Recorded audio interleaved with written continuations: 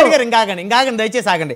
రాము గారు కంక్లూజన్ ఇవ్వండి. రాము గారు ఏంటి ఇప్పుడు బొజ్జల సుధీర్ రెడ్డి గారి పేరు వినుత కోట గారి భర్త పబ్లిక్గా ప్రస్తావించిన తర్వాత, వారు పోలీసుల సమక్షంలో ప్రస్తావించిన తర్వాత, ఇప్పుడు మరి తెలుగుదేశం కానీ జనసేన కానీ అధిష్టానాలు దీని మీద కనీసం ఆయన ప్రమేయం ఏ మేరకు ఉంది, వాళ్ళు ఆ విధంగా చేయడంలో ఆయన పాత్ర ఏంటి అనే దాని మీద అసలు ఎవరు ఏమీ డిస్కస్ చేయరు. బ్రహ్మనాయుడు గారు ఇప్పుడు ఇందాక నుంచి ఇద్దరి మధ్య చర్చని నేను గమనిస్తాను. ఒకటేంటంటే ఇది ఒకసారి ఈ ఇష్యూ వచ్చిన తర్వాత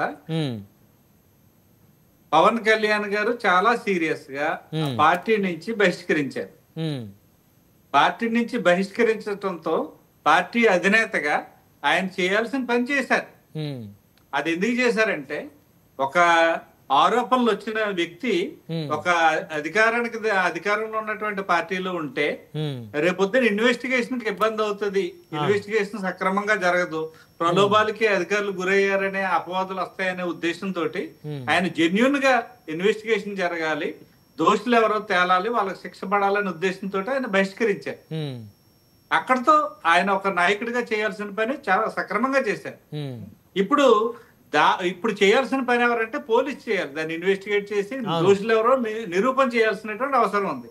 ఈ సమయంలో డిబేట్ లో తెలుగుదేశం మీద జనసేన మీద మీరు వాళ్ళకి బానిస, వాళ్ళ మీకు బానిస ఇలా మాట్లాడుతూ ఈ రెండు పార్టీల మధ్య గొడవ పెట్టే ప్రయత్నం వెంకటరెడ్డి గారు చేయటం అనేది సబబు కాదు. ఇది నేను క్లియర్ గా చెప్పదలుచుకున్నాను. రెండో విషయం ఏంటంటే, చంద్రబాబు సుధీర్ రెడ్డి పేరు చెప్పాడండి. ఎవరు? చంద్రబాబు వెంకటరెడ్డి గారు వ్యక్తులు చెప్పడం కాదు, ఇన్వెస్టిగేటింగ్ ఏజెన్సీ ఉంటది, అది డిసైడ్ చేయాలి. మేము వ్యవస్థను నమ్ముతాం,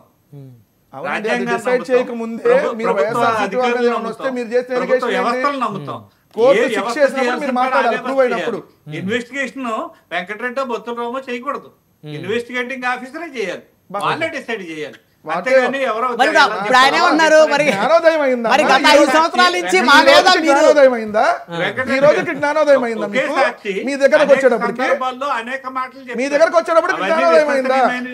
కాదు కాదు రాము గారు, మీ దగ్గరకు వచ్చేటప్పటికి జ్ఞానోదయం అయిందా? ఈ రోజు మనుషులు మాటలు మారుస్తూ ఉంటారు, కానీ పరిస్థితులు వాళ్ళు చెప్పిన పరిస్థితి మాటలు, అక్కడ ఉన్నటువంటి పరిస్థితులు, వాస్తవాలు ఇట్లన్నింటినీ కూడా ఇన్వెస్టిగేటింగ్ ఏజెన్సీస్ తేల్చాల్సినటువంటి అవసరం ఉంది.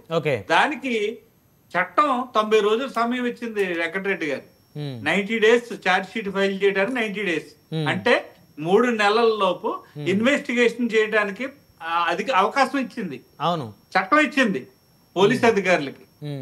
దాన్ని అడ్డం కలిగించేటట్టుగా మనం ఎలా మాట్లాడి పార్టీల మీద ఆరోపణలు చేయటం లేనిపోయిన మనకున్న ఇప్పుడు డిబేట్ లో పాల్గొనే వెంకటరెడ్డి గారు కానీ, నాకు కానీ, లేకపోతే మా మిత్రుడు మహేష్ గారు, ఇది కూడా హియర్సే ఎవిడెన్స్. రాము గారు వాళ్ళలో చెప్తే వినే మాటలు ఉంటాయి. చెప్పనా, మీ ఒక్కరికే జ్ఞానోదయం అయిందా? మొత్తం ఎంత తెలుగుదేశం వాళ్ళకి జ్ఞానోదయం ఉందా మీకు అయినట్టుగా?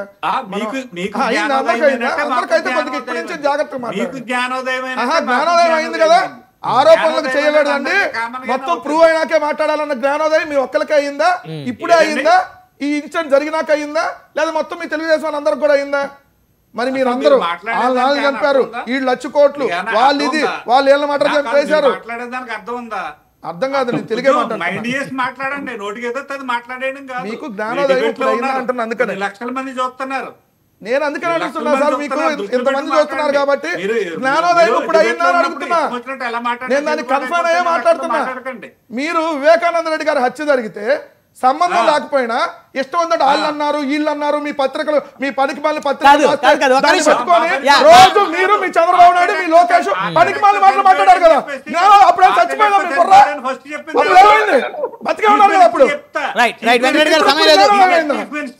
మాట్లాడతానికి ఉండాలన్న కనీసం మనం ఎప్పుడు ఏం మాట్లాడుతున్నామో తెలుసుకోవాలి.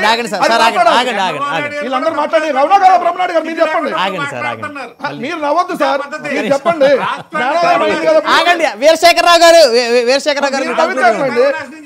కాదు, జ్ఞానోదయం సంతోషం అని చెప్పాలి కదా.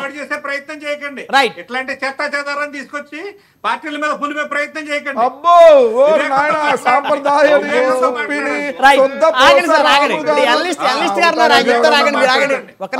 వీరశేఖర్ గారు వీరశేఖర్ గారు ఇప్పుడు మీరేం మీరు చెప్తారు చెప్తే. సార్? ఒక్క నిమిషం ఆగండి సార్, మమ్మల్ని అందరూ మాట్లాడిస్తారా లేదా మీరు మాట్లాడతారా? కాదండి పాపం, అందరికి నేనే ఒక్క చెప్పాలి. నిమిషం ఆగండి. అందరూ ఒకటే కదా. ఎట్లా రాజకీయ విశ్లేషకులు ఉన్నారు. మరి వీరశేఖర్ గారు ఉన్నారు వీరశేఖర్ కాబట్టి. గారు ఏంటి సార్ పరిస్థితి ఏంటి? ఇప్పుడు అది విన్నారు కదా ఆయన ఎపిసోడ్, ఎవరుంటే ఉన్నాడు ఈ కదా. చెత్త అంతా తీసుకొని వచ్చి పార్టీలకు ఆపాదించొద్దని చెప్పేసి అంటున్నారు. మరి